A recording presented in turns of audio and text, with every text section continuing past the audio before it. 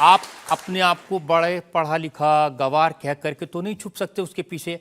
आपने उनसे कहा कि तू मुझे मिल जा, मैं तुझे मसल दूंगा। बहुत अच्छा, हाँ ये हमने कहा ये तो अच्छी भाषा तो नहीं। क्योंकि उन्होंने कथावाचकों को पाखंडी कहा था, जिस विषय पर आपने ये पिन किया है। उन्होंने कथावाचक, हमने कहा कथावाचक हो सकते पाखंडी, पर पर्टिकुलर नाम लीजिए, सब नहीं हो सकते। इस भारत में जगतगुरु स्वामी रामभद्राचार्य भी है, मुरारी बापू भी कथाव्यास है, पूज्यपाद श्री मलुक पीठाधीश्वर भी कथाव्यास है, उनमें एक दास भी है। ये महापुरुषों पे आज तक कोई इल्जाम नहीं है, और इन महापुरुषों पर इल्जाम नहीं है तो सब कथा। भाई एक पत्रकार गलत हो सकता, सब नहीं हो सकता।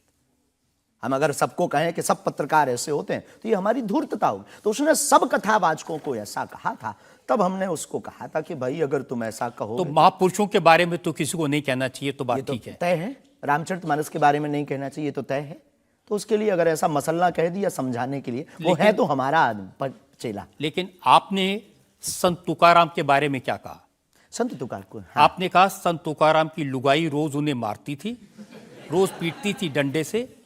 तो किसी ने उनसे पूछा तुम रोज लुगाई से पिटते हो, शर्म नहीं आती? इसमें बोलचाल की भाषा में थोड़ा सा वो हुआ। हमने एक कथा पढ़ी थी एक पुस्तक में, उसमें लिखा था कि उनकी पत्नी झगड़ालू, बड़ी ईर्षालु थी, बड़ी विचित्र थी, और वो संत तुकाराम जी को एक बार गन्ने के लिए भेजती, गन्ना वो एक लेकर शाम को आते तो वो उनके शरीर पर प्रहार कर देती, एक गन्ने के 2 टुकड़े हो जाते। पर तुकाराम बहुत अद्भुत महापुरुष थे, उन्होंने कहा देख तू कितनी ज्ञानवान है, पहले गन्ना एक था हम लोग 2 थे, तूने मेरे शरीर पर प्रहार करके गन्ने के 2 टुकड़े कर दिया, अब एक तू चूस एक मैं लूं।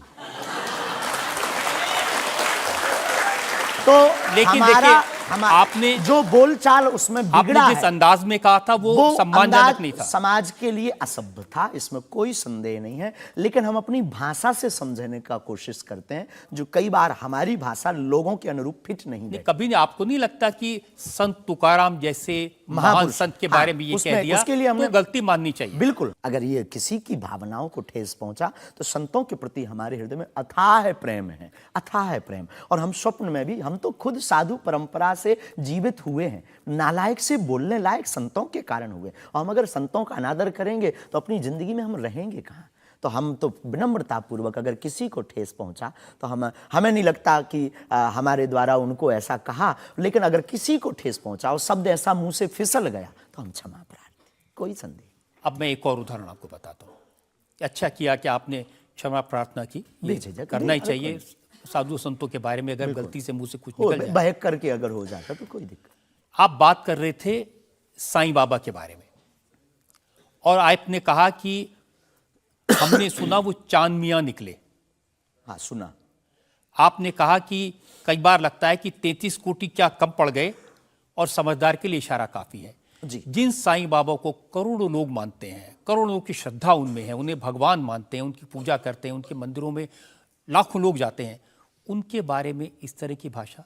बात ये थी, प्रश्न ये था क्या साईं बाबा हिंदू हैं या मुसलमान? हमने कहा हम तो उस वक्त थे नहीं भाई साहब, अगर होते तो देखते टोपी पहनते थे कि माला। तो हमने जो सुना है, कोर्ट ने कहा, ऐसा एक पत्रकार में पत्र वार्ता में निकला है कि वो चांद मियां हैं। उन्होंने, उनके जो कमेटी के लोग हैं, उन्होंने क्षमा मांगी, तो हमने यही बात उनको बता दी, बस प्रेस की बात बता दी। तो हमसे ज्यादा ये आरोप जिस पत्रकार ने ये छापा है उस पर उठना चाहिए। नहीं, लेकिन आपके कहने से लोगों की भावनाएं आहत हुई। हमारा किसी भी संत के प्रति अनादर नहीं, सब धर्मों के प्रति सम्मान है। जो जिस धर्म को मान रहा बलपूर्वक उसको मानना चाहिए। हम सिर्फ अपने धर्म के कट्टर हैं, सिर्फ ये बताना चाहते हैं हम आपको। तो साईं बाबा का सम्मान करते हैं आप? बेझिझक, संत के नाते, संत के नाते बेझिझक। हमें बाबा साईं बाबा से क्या आपत्ति है, क्या विपत्ति है? हमें अपने आप से आपत्ति नहीं है, हम किसी साधु से कैसे आपत्ति हो सकती? क्योंकि जिस सनातन धर्म की आप बात करते हैं वो वसुदेव कुटुंबकम, सबसे पहले तो संयम, धैर्य, भाषा पर नियंत्रण, ये सब। लेकिन कब तक धैर्य, कब तक संयम? राम की यात्रा पर कब तक पत्थर सहेंगे? पालघर के संतों को बर्बरता के साथ मारा जाता है, कब तक सहेंगे? रामचरितमानस की प्रतियां जलाई जाती हैं, कब तक सहेंगे? संतों को पाखंडी इस देश में बताया जाता है, कब तक धैर्य और संयम रखें? एक दिन भगवान का भी धैर्य खो गया था और उन्होंने भी बाण मार करके समुद्र को सुखा दिया था और रावण का दमन कर दिया था। तो हम कब तक धैर्य, ये भोले भाले लोग, ये भोले भाले सनातनी कब तक ये धैर्य सहेंगे? और एक बात हम आपकी अदालत में बोल देते हैं, सनातन के लिए अगर हमारे प्राण जाते हों और अगर लोगों की दृष्टि में हम असंयमित हैं तो ये हमें बने रहने दीजिए। देखिए, सनातन धर्म के बारे में आप अच्छी बातें कही, किसी को आपत्ति नहीं है, लेकिन अभी जो आप इतनी जोर जोर से कह रहे थे कब तक बर्दाश्त करें, कब तक बर्दाश्त करें, तो कौन आपको बर्दाश्त करने को कह रहा है? जो ये प्रतियां जला रहे हैं, जो संतों को मार रहे हैं, जो सनातन के खिलाफ झूठा प्रचार कर रहे हैं, जो संतों के खिलाफ और सनातन की संस्कृति को छिन्न भिन्न करने के लिए मूवी बना रहे हैं। जब आप ऐसी बातें कहते हैं ना, तो असदुद्दीन ओवैसी जैसे लोगों को ये कहने का मौका मिलता है कि इन लोगों को अनाप शनाप बातें करने का अधिकार दे दिया सरकार ने। उनको लगता है कि इस तरह की बातें करते हैं उससे समाज में नफरत पैदा होती है, दीवारें खड़ी होती हैं। हम करें तो चोरी, वो करें तो सीना जोरी।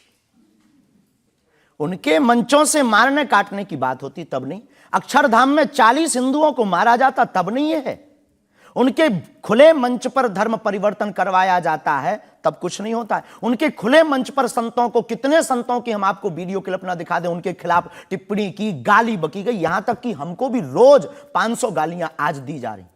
तो क्या ये सही है?